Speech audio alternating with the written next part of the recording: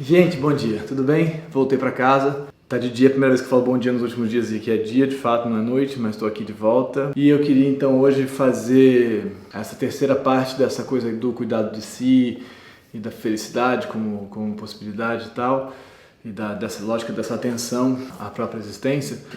Foi engraçado porque ontem à noite eu encontrei, lá em Brasília ainda, uma pessoa que acompanha aqui o canal, o Pedro, e foi muito legal encontrar ele e tal, foi muito bom. E aí ele falou que essa sessão, essa última sequência dessa coisa do Foucault e tal, estava meio confusa para ele. E eu fiquei meio incomodado com isso, incomodado comigo, né? Pensando, não é para ficar confuso, né? Não é para isso. Então eu fiquei pensando que tudo que não é para isso, que várias vezes a filosofia abre esse campo assim, que é de produzir uma linguagem que é para não ser entendida, sabe? Que é só para os iniciados, assim. E que você, não é de propósito, né? Mas tem essa coisa, você tem que ter estudado mil coisas para poder estudar mil coisas, assim, você tem que ir atrás de uma coisa para poder ler uma outra coisa, e isso acaba inviabilizando e a gente desiste, né? Eu mesmo desisti de muitos textos por conta dessa dificuldade. Então não é para isso, né, que eu estou fazendo esse negócio aqui. Então hoje eu vou tentar ser o mais claro possível, assim, na medida que eu conseguir também. Mas hoje eu queria conseguir voltar a essa questão do cuidado de si, falando dessa ideia, dessa distinção que a gente faz tantas vezes entre corpo e alma, entre mente e corpo, mente e cérebro e tal, e que é tão comum tanto na religião quanto no pensamento filosófico, científico e tal, que vai sendo desconstruída, que foi desconstruída, está sendo desconstruída nos últimos tempos, com noções da neurociência e, enfim, que são legais. Mas eu queria falar um pouco sobre isso, porque eu acho que grande parte do nosso problema de possibilidade de experimentar a nossa vida com um pouco mais de interesse, de consciência e de prazer também, de felicidade, tem a ver com essa distinção. Então, vamos tentar falar sobre isso e vou me esforçar para ser o mais claro possível.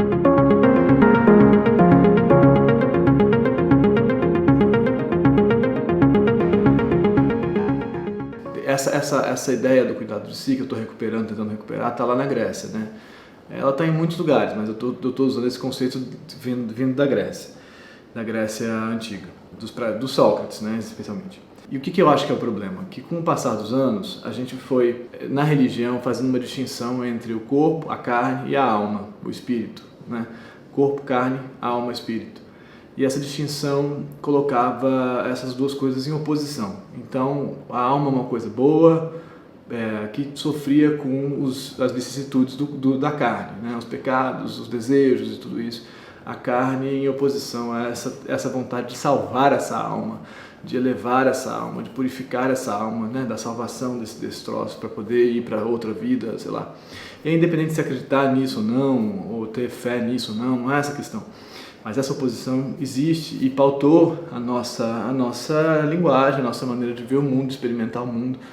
Eu não acredito nisso, mas isso pauta a minha vida, né? E aí tem a outra versão, que é a ideia da mente e corpo, né? Então, quando a gente fala meu corpo, a gente está dizendo que o eu é uma coisa que não é o corpo. O eu que fala meu corpo é uma coisa que não é o corpo, que é a mente, né? Essa ideia da mente que está lá, que teve a sua coisa mais forte, talvez no Descartes, lá no penso, logo existo. Mesmo que você não entenda de filosofia, você já ouviu essa coisa, né? Penso, logo existo. Que é essa ideia de que o que comprova a sua existência, o que marca a sua existência é o fato de você pensar racionalmente. Não só pensar racionalmente, conseguir pensar com método. É como se a lógica garantisse a sua existência, o que é uma coisa muito louca, né?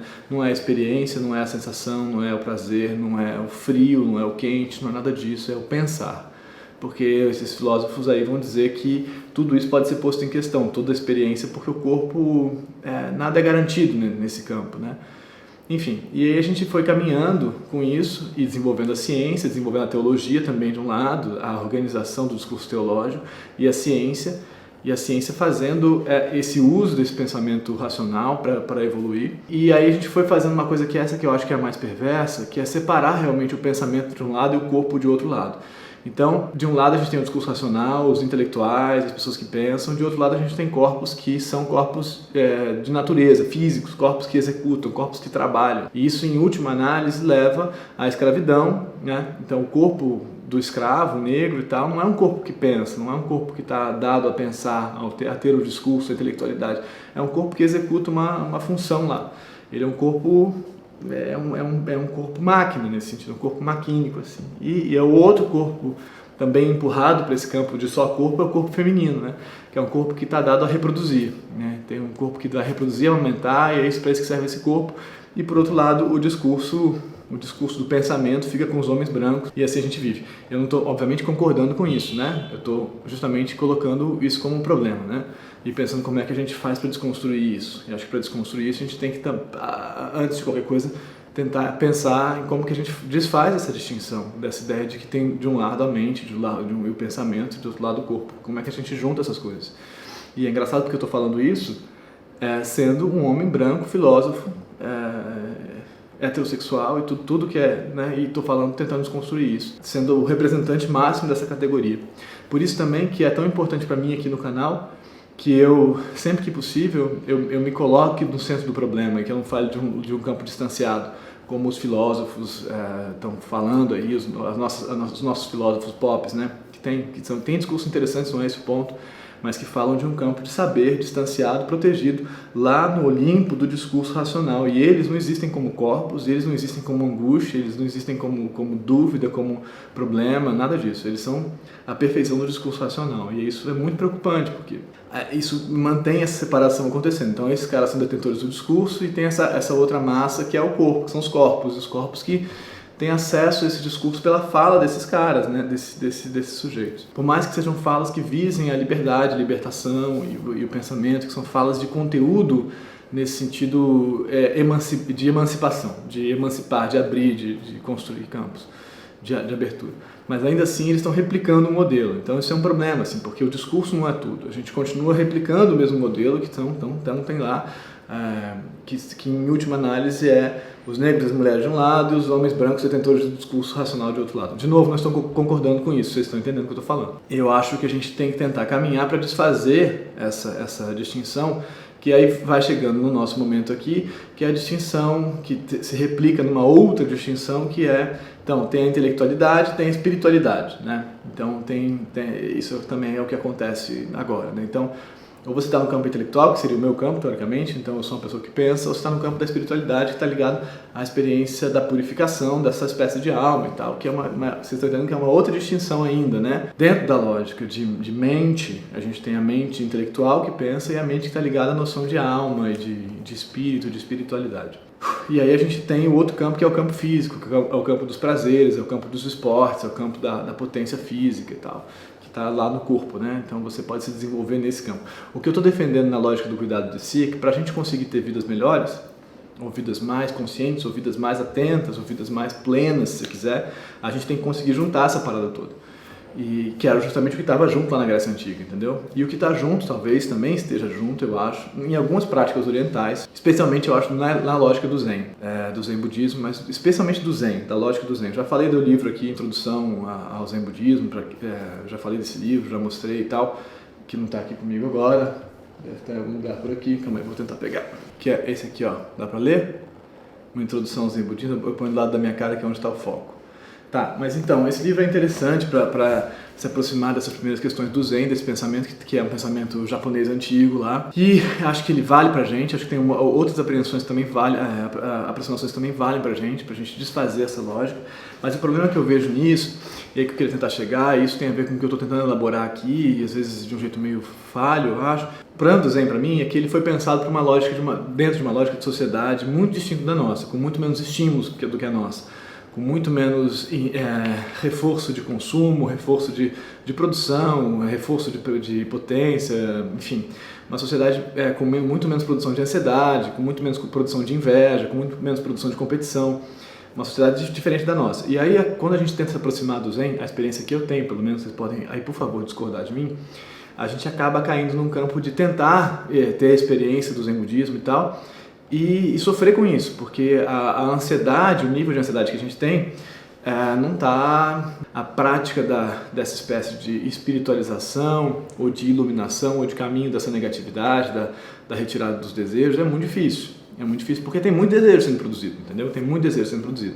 E aí tem essa releitura do Zen, do budismo, que é o mindfulness, que é uma leitura meio recortada dessa coisa, mais pragmática, assim, que são exercícios e não recusando o mundo externo, não que o Zen recuse, mas não recusando o mundo externo, tentando usar os estímulos para conseguir produzir práticas de meditação, mas aí limpando toda a ideologia e o discurso do Zen que está ligado à ideia do outro, à ideia de unidade, à ideia de comunidade, à ideia de natureza. Do outro não, né? Mas esse elemento de junção que o Zen faz entre o si mesmo e o externo e tudo mais, que é muito interessante, na minha opinião, muito interessante, mas difícil de levar a cabo, de dar presença para ele hoje, nos dias de hoje, em função de todos os estímulos e de todos os problemas que a gente vive. Então, a minha pergunta sobre tudo isso é assim, eu acho que a gente tem que conseguir juntar a lógica, quer dizer, a capacidade de pensar com a capacidade de sentir, com a capacidade de se colocar em questão,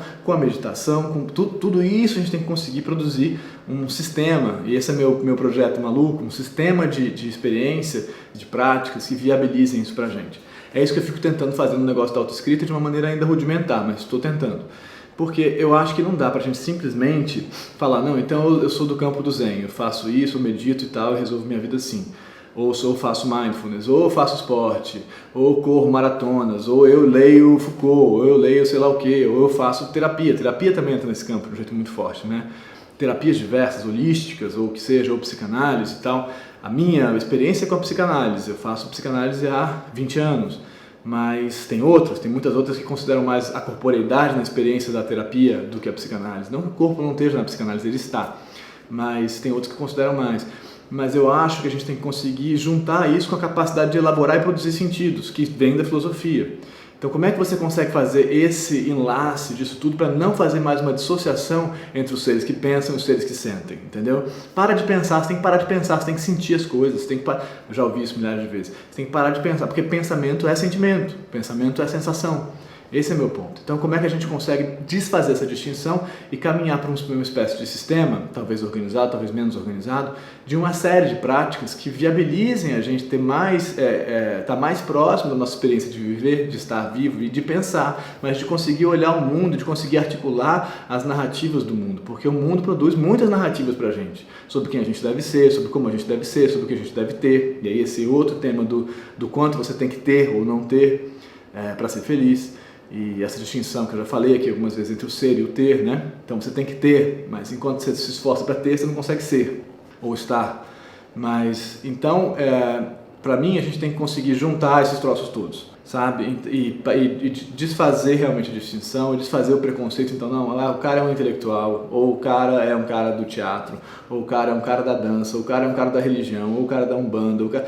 Não interessa isso. Acho que isso é o de menos. A gente tem que juntar essas coisas e desfazer essa pinimba que foi feita lá muito fortemente na modernidade, que separa os corpos que executam, os corpos físicos, os corpos que são corpos e as mentes que pensam. E conseguir juntar isso de volta na gente também. Falar, minha mente que pensa é meu corpo que sente, entendeu? E parar de lutar contra o pensamento tantas vezes. Fala, o problema é que você está pensando demais, você tem que parar de pensar, você tem que estar, e você não consegue estar porque você não para de pensar, né? Pelo menos eu sou assim. Não que as meditações digam exatamente isso, mas tem um pouco esse fundo, que é assim, cara, não estou conseguindo aquietar a minha mente. Talvez você não tenha que aquietar, talvez você tenha que conseguir estimular a sua mente, estimular ela para produzir narrativas, produzir sentidos, estimular ela para construir mundos, e nessa construção de mundos conseguir experimentar o seu corpo junto dessa construção, o corpo que é essa construção, o corpo que é essa experiência, entende? Então, e não tentar lutar contra isso, e não tentar lutar contra a sua vontade de produzir narrativas. A gente está imerso no campo das narrativas, no campo das narrativas publicitárias, cinematográficas, literárias, o que seja. Lutar contra isso e se tentar retornar para esse zero é muito difícil para a gente. A gente está vivendo um outro mundo. Então, eu acho que a gente tem que rapidamente perceber isso e adaptar as nossas práticas de atenção a si mesmo para esse mundo que a gente vive. Senão a gente está lascado, senão a gente vai ficar num embate contra a gente mesmo. E isso gera mais angústia do que tudo. A gente fica lutando para não sentir, lutando para não pensar, lutando ou para sentir mais ou para sentir menos. Espero que eu tenha me feito entender, me digam o que vocês acham, é também uma opinião, uma coisa que eu estou processando agora, de uma tentativa de uma espécie de conjunto de práticas que viabilizem pra gente uma experiência de vida menos dolorida, mais feliz. Um caminho para algum lugar, não que eu acho que a gente vai resolver alguma coisa com isso, mas um processo de entendimento e de vivência. Tudo isso junto, entender e viver. E como eu já disse no primeiro vídeo dessa série lá, do enquanto você entende e vive, você vira um outro sujeito que entende uma outra coisa e vive uma outra coisa, no vídeo da espiral, né? Vamos seguir, amanhã eu vou voltar a responder perguntas, que tem muitas perguntas para eu responder. Amanhã eu acho que vou lidar com uma que está vindo muito, que é sobre a ideia de perdão e traição, e traição, e perdão e fidelidade e tal. Sobre esses conceitos aí que eu queria falar. E essas histórias também, várias histórias. Tchau, gente, obrigado. Até amanhã. Muito obrigado, de verdade.